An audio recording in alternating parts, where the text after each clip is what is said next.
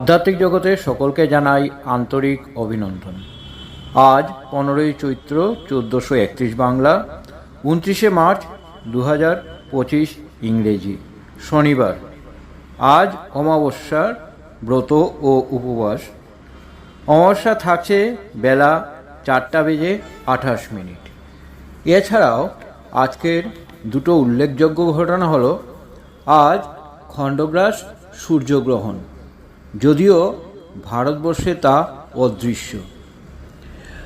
America সমুদ্র, Africa, Europe এবং উত্তর রাশিয়া থেকে এই গ্রহণটি দেখা যাবে।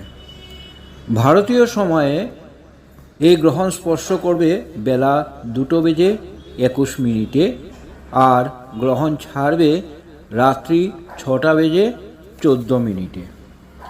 দ্বিতীয় ঘটনা হলো, আজ শনি গ্রহ কুম্ভ রাশি থেকে মীন রাশিতে গমন করবেন।